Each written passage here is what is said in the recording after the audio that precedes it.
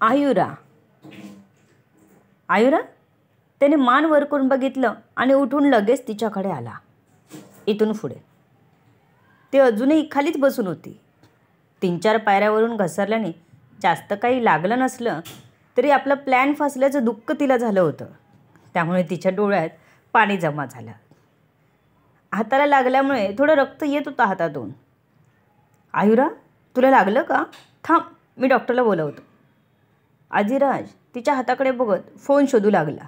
तसं त्याला आठवलं, काल आपणच मोठेपणा करत आयुराला फोन दिला आहे. मग त्याने तिथल्या लँडलाईनवरून एका सर्वंटला बोलावून घेतला. डॉक्टरांना लगेच बोलाव, आदिराजने सांगताच तो सर्वंट लगेच धावत गेला आणि डॉक्टरला बोलावून आणलं. डॉक्टर विचारित धडपडतच धावतच आली अगदी सर्वंटच्या मागे. डॉक्टर, हिला काही दुखापत नाही ना झाली? तुम्ही चेक करा. जिनेवरून घसरली, हातालाही लागलं आहे. आदिराजने पटपट सांगितलं. हो सर, बघते. मला डॉक्टरने पल्स चेक केले, नॉर्मल होतं सगळं. हाताला बँडेज केलं. सर, घाबरायची काहीच गरज नाही. ह्यांना जास्त काही लागलं नाही. मी हाताला बँडेज केले. पल्स BP सर्व नॉर्मल आहे. डॉक्टर म्हणाले. ओके, तरीही पेन किलर वगैरे असेल तर देऊन ठेवा, आदिराज म्हणाला. ठीक आहे सर. त्या डॉक्टरने लगेच आपल्या पर्समधून एक पॅकेट काढून आयुराला दिलं. तिने मग कसला विचार न करता आपल्या हातात घेऊन टाकलं. डॉक्टर निघून गेली तसा आदिराज पुढे झाला आणि त्याने आयुराला उठवायला हात केला. तिने काही आपला हात त्याच्या हातात दिला नाही. मी उठते म्हणत ती स्वतःच आधार घेऊन उठली. आदिराजला तो स्वतःचा इन्सल्ट वाटला. त्याने पुढे केलेल्या हाताची मूठ घट्ट केली आणि डोळे उघडून बंद केले. आयुरा, काय झालं? तू खाली का आलीस? त्याने हे वाक्य नॉर्मल वाटावं इतके हळू आवाजात विचारलं होतं, पण त्यामागचा राग मात्र स्पष्ट दिसत होता. मी झोपेत होते. मी इथे कधी आली मलाच माहीत नाही. मी जाते माझ्या रूममध्ये. आयुराने लगेच थाप मारली. ती उठली आणि वर जाऊ लागली. सावकाश जा, आदिराज तिला म्हणाला आणि तिच्या मागोमागच आला.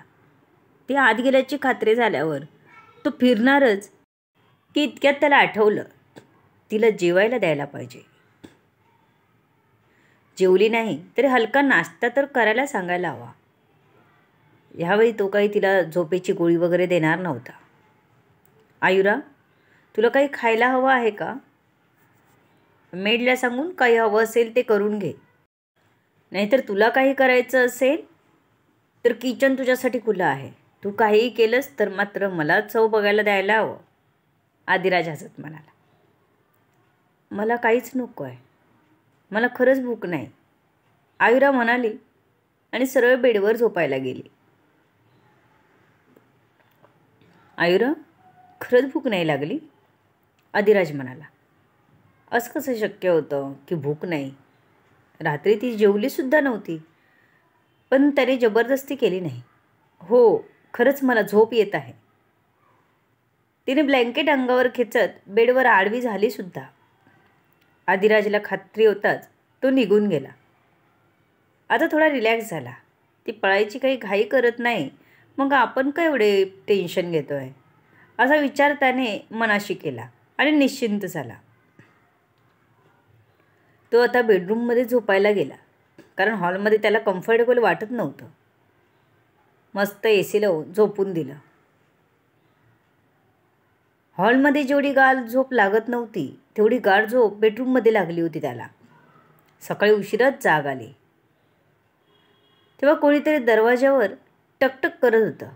त्याने घड्याळ बघितलं तर सकाळचे 10 वाजले होते. बापरे, एवढे वाजले? तो स्वतःशीच म्हणाला आणि दरवाजा अनलॉक केला. तसा राहुल नावाचा त्याच्या या फार्म हाऊसवरचा केअरटेकर आत आला. सर, प्रॉब्लेम झाला आहे. मॅडम कुठेच दिसत नाहीत. मी सकाळी नाश्ता द्यायला गेलो तेव्हा बेल वाजूनही दरवाजा उघडला नाही.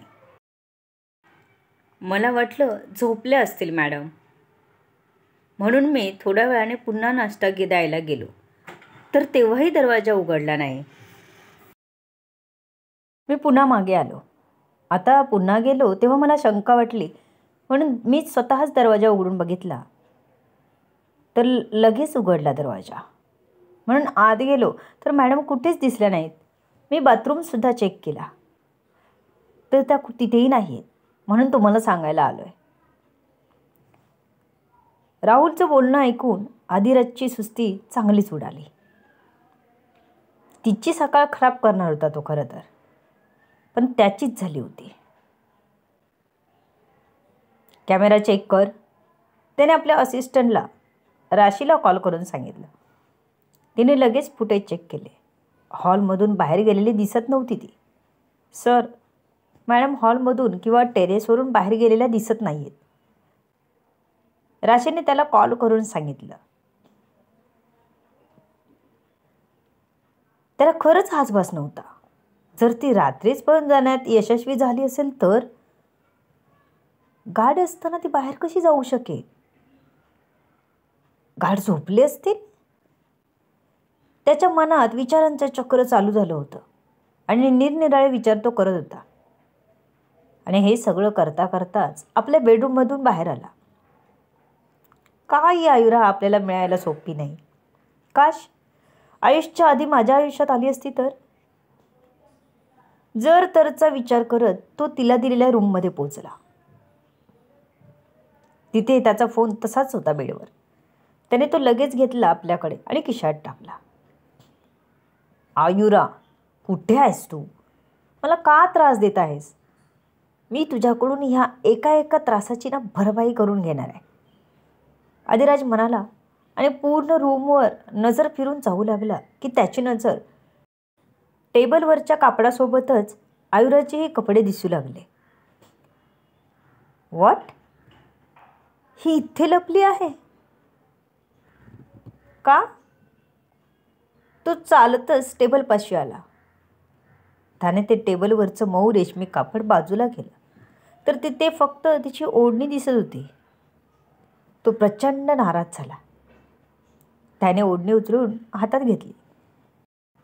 तिचा सुगंध त्या ओढणीला येत होता. त्याने ओढणी नाकाला लावली.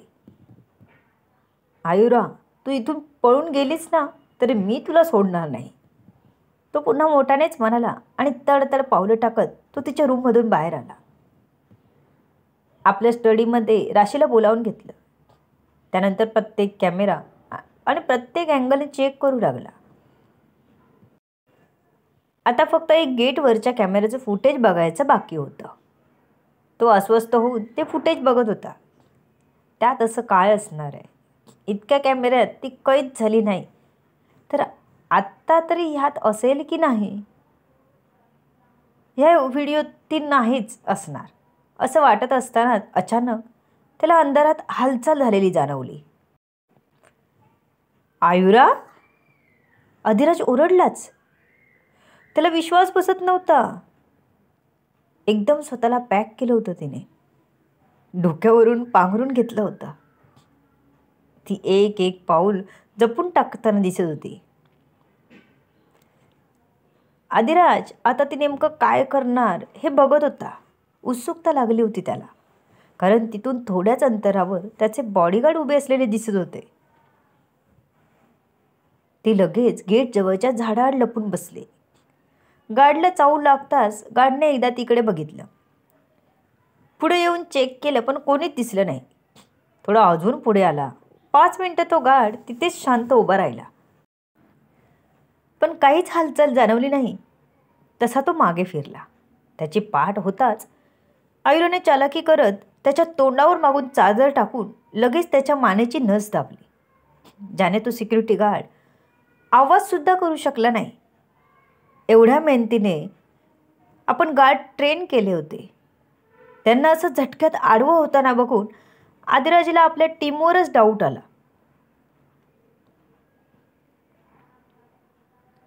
त्याने आपल्या मनातले विचार बाजूला ठेवून पुढचं फुटेज बघू लागला. आता हा दुसरा गार्ड तरी तिला पकडेल, तिला अडवेल असं वाटलं त्याला. पण तिने त्या बेशुद्ध पडलेल्या गार्डला ओढून झाडामागे टाकलं आणि अजून काहीतरी केलं. त्या गार्डसोबत ती जवळ जवळ 2 ते 3 मिनिटं थांबली. दुसऱ्या गार्डला याबद्दल काहीच माहीत नव्हतं. दुसरा गार्ड सतर्क राहून आजूबाजूला लक्ष ठेवत होता. पहिला गार्ड खूप वेळ झाला तरी आला नाही, म्हणून त्याने बंदूक काढून पहिला गार्ड गेला त्या दिशेने चालायला सुरुवात केली. मागे पुढे आजूबाजूला लक्ष ठेवत तो एक एक पाऊल चालू लागला. गेटवर कोणी नव्हतं, मोकळाच होता, म्हणून तो तिकडे सुद्धा लक्ष ठेवत होता. पण त्याचं दुर्दैव, त्याची 4-5 सेकंदासाठी पाठ फिरली आयुराकडे. ह्या संधीचा फायदा घेत तिने सेम पहिल्या गार्डसारखं यालाही मानेचिन्हच दाबून आडवं केलं. दोघांनाही त्या झाडामागे नीट ठेवलं, जेणेकरून ते लगेच कोणालाही दिसणार नाहीत. त्यानंतर 1-2 गाड्यांजवळ ती गेली. 4 व्हीलर गाड्या होत्या. अधिराजला कळेना ही का गाड्यांच्या बाजूला आली. पण जेव्हा एका गाडीचा दरवाजा उघडला तेव्हा त्याच्या लक्षात आलं, तिने सिक्युरिटीकडून गाडीची चावी घेतली होती.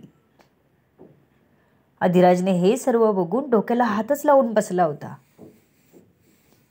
ज्या स्त्रीला तो साधी समजत होता ती अस्सलमध्ये एक धाडशी निघाली होती. एवढं सगळं मॅनेज करायला जिगरा लागतो आणि तो आयुराकडे होता. त्यामुळे अधिराजला तिला आपलीशी करण्याची अजूनच एक ओढ निर्माण झाली.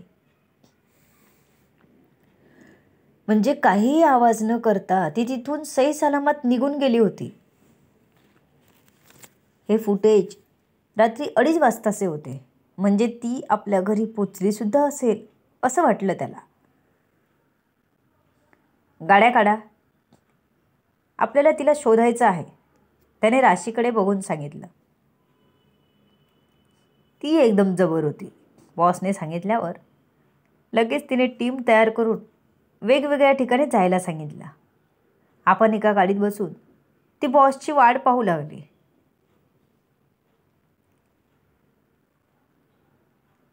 अधिराजने आपली तयारी करून 5 मिनिटात तो गाडीकडे आला.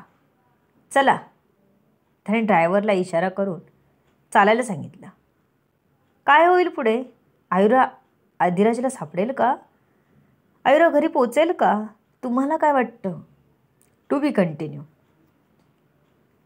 सर्व गोष्टी जाणून घेण्यासाठी पुढील येणारे भाग वाचायला आणि ऐकायला विसरू नका. तुमच्या अमूल्य प्रतिसादाची आतुरतेने वाट बघते. लेखिका शब्दवेदी उर्फ संतोषी गजानन राणे पाताडे. धन्यवाद. या कथेला जास्तीत जास्त लोकांपर्यंत शेअर करा, लाईक करा, कमेंट करा.